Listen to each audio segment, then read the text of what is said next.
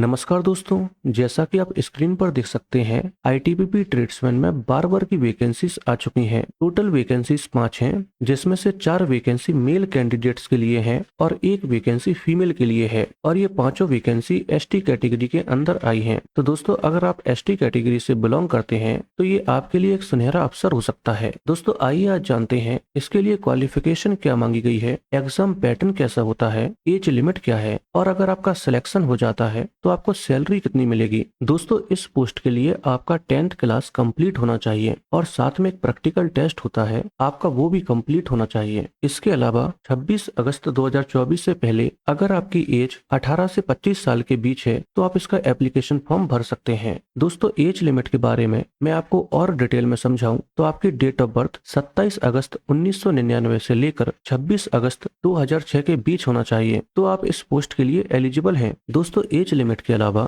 हर category में age relaxation भी मिलता है और ये वैकेंसी एसटी कैटेगरी के लिए आई है। तो अगर आप एसटी कैटेगरी से बिलोंग करते हैं तो आपको 5 साल और एक्स्ट्रा दिए जाएंगे। दोस्तों, आइए आप जानते हैं इसका एग्जाम पैटर्न कैसा होता है। दरअसल ये एग्जाम 4 फेज में होता है। पहले फेज में आपका फिजिकल एफिशिएंसी टेस्ट और फिजिकल स्टैंडर्ड टेस्ट होता है। दूसरे फेज में आपका रिटन टेस्ट होगा। तीसरे फेज में आपका ट्रेड टेस्ट होगा और चौथे फेज में आपका फाइनली डॉक्यूमेंट वेरिफिकेशन होगा। तो आइए दोस्तों, इन सभी फेज को एक एक करके डिटेल में जान लेते हैं। दोस्तों, पहले फेज में पीईटी यानी कि फिजिकल एफिशिएंसी टेस्ट और पीएसटी यानी कि फिजिकल स्टैंडर्ड टेस्ट होता है। पीईटी के अंदर अगर आप लड़के हैं तो आपकी 1.6 किलोमीटर की दौड़ होगी, जिसे आपको 7.5 मिनट के अंदर कंप्लीट करना होगा। इसके अलावा 11 फुट की आपकी लॉन्ग जंप होगी, जिसमें आपको 3 चांसेस दिए जाएंगे और 3.5 फुट की आपकी हाई जंप होगी, जिसमें भी आपको 3 चांसेस मिलेंगे। और अगर आप लड़की हैं तो आपकी 800 मीटर की दौड़ होगी, जिसे आपको 4 मिनट और 45 सेकंड में कंप्लीट करना होगा। इसके अलावा 9 फुट की लॉन्ग जंप होगी,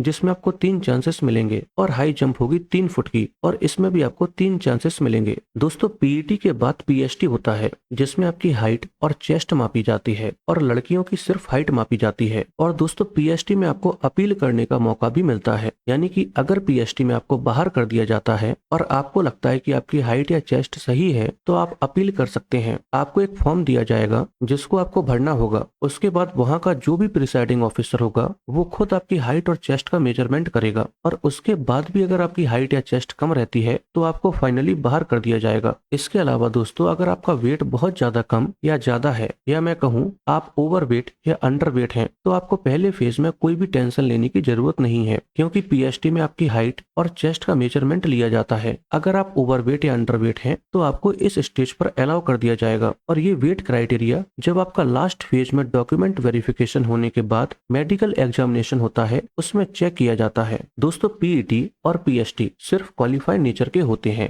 यानी कि आपको इन्हें सिर्फ पास करना है। इसमें आपको कोई भी मार्क्स वगैरह नहीं दिए जाएंगे और अगर आप एक्स सर्विसमैन कैटेगरी से बिलोंग करते हैं तो आपको पीईटी यानी कि फिजिकल स्टैंडर्ड टेस्ट नहीं देना होगा, लेकिन आपको पीएसटी और बाकी के सारे टेस्ट देने पड़ेंगे। दोस्तों, पीएसटी के अंदर आपकी हाइट क्या होनी चाहिए उसको मैंने टेबल में डिटेल में बताया है, आप वीडियो पॉज करके देख सकते हैं। जैसे कि अगर आप एसटी कैटेगरी से बिलोंग करते हैं और लड़के हैं तो आपकी हाइट 162.5 सेंटीमीटर होनी चाहिए और अगर आप लड़की हैं तो आपकी हाइट 150 सेंटीमीटर होनी चाहिए। इसके अलावा पीएसटी में आपकी चेस्ट भी मापी जाती है, जो सिर्फ लड़कों के लिए होती है। तो अगर आप लड़के हैं और एसटी कैटेगरी से बिलोंग करते हैं तो आपकी चेस्ट 76 सेंटीमीटर होनी चाहिए और एक्सपेंड करने के बाद यानी कि फुलाने के बाद 81 सेंटीमीटर होनी चाहिए। दोस्तों, पहला फेज कंप्लीट होने के बाद आपका रिटन एग्जामिनेशन होगा। इसमें आपकी 15 नंबर की जीएस आएगी, यानी कि हर एक क्वेश्चन 1 नंबर का होगा और 10 नंबर की मैथ्स होगी, 15 नंबर की रीजनिंग आएगी और 10 नंबर की आपकी लैंग्वेज होगी, यानी कि आपको इंग्लिश या हिंदी में से कोई एक चूज करने को दी जाएगी। अगर आप इंग्लिश चूज करते हैं तो 10 नंबर की आपकी इंग्लिश आएगी और ये टेस्ट 50 नंबर का होगा। दोस्तों, इस एग्जाम में सबसे अच्छी बात यह है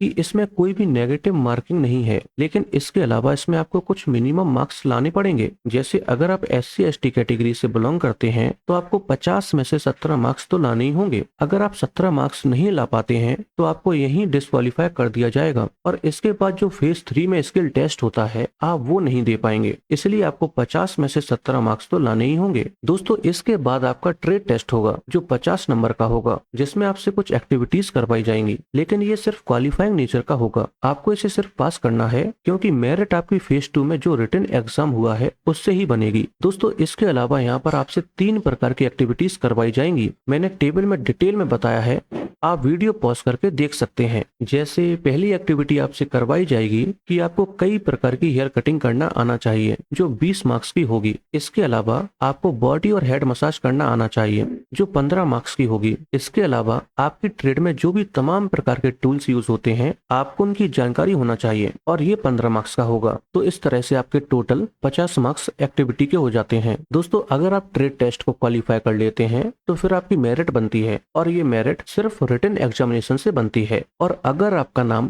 मेरिट में आ जाता है तो इसके बाद चौथा फेज शुरू होता है, जिसके 3 पार्ट होते हैं। सबसे पहले आपका डॉक्यूमेंट वेरिफिकेशन होगा, उसके बाद आपका डीएमई यानी कि डिटेल्ड मेडिकल एग्जामिनेशन होगा, और अगर आप डीएमई में फेल हो जाते हैं तो आपका आरएमई होगा। डॉक्यूमेंट वेरिफिकेशन में आपसे तमाम प्रकार के डॉक्यूमेंट्स मांगे जाएंगे, जिनकी लिस्ट मैंने यहाँ पर दी है, आप वीडियो पॉज करके देख सकते हैं। इसके बाद आपका डीएमई यानी कि डिटेल्ड मेडिकल एग्जामिनेशन होगा। और पीटी और पीएचडी के टाइम पर मैंने आपसे कहा था कि अगर आपका वेट बहुत ज्यादा कम या ज्यादा है, यानी कि अगर आप अंडरवेट या ओवरवेट हैं, तो आपको डीएमई के अंदर अनफिट करार दे दिया जाएगा और आपको बाहर कर दिया जाएगा। दोस्तों अगर आपको डीएमई के अंदर बाहर कर दिया जाता है तो इसके बाद आपका आरएमई होता है, यानी कि रिव्यू मेडिकल एग्जामिनेशन। और अगर इसमें भी आपको अनफिट करार दे दिया जाता है तो आपको फाइनली बाहर कर दिया जाएगा। आइए दोस्तों अब जानते हैं कि अगर आपका फाइनल सिलेक्शन हो जाता है तो आपको सैलरी कितनी मिलती है। दोस्तों लेवल 3 के अकॉर्डिंग आपकी सैलरी 21,700 रुपए से लेकर 69,100 रुपए के बीच होगी। इसके अलावा आपको कई तरह के भत्ते यानी कि अलाउंसेस मिलेंगे, जिनको मैंने टेबल में डिटेल में बताया है, आप वीडियो पॉज करके देख सकते हैं। दोस्तों अब अगर आप अपने मोबाइल, लैपटॉप या कंप्यूटर से घर बैठे इसका एप्लीकेशन फॉर्म भरना चाहते हैं तो आप कमेंट में एप्लीकेशन टाइप कर दीजिए, मैं इस पर भी वीडियो बना दूंगा। और अगर आपको ये वीडियो पसंद आई हो तो वीडियो को लाइक करके चैनल को सब्सक्राइब कर लीजिए।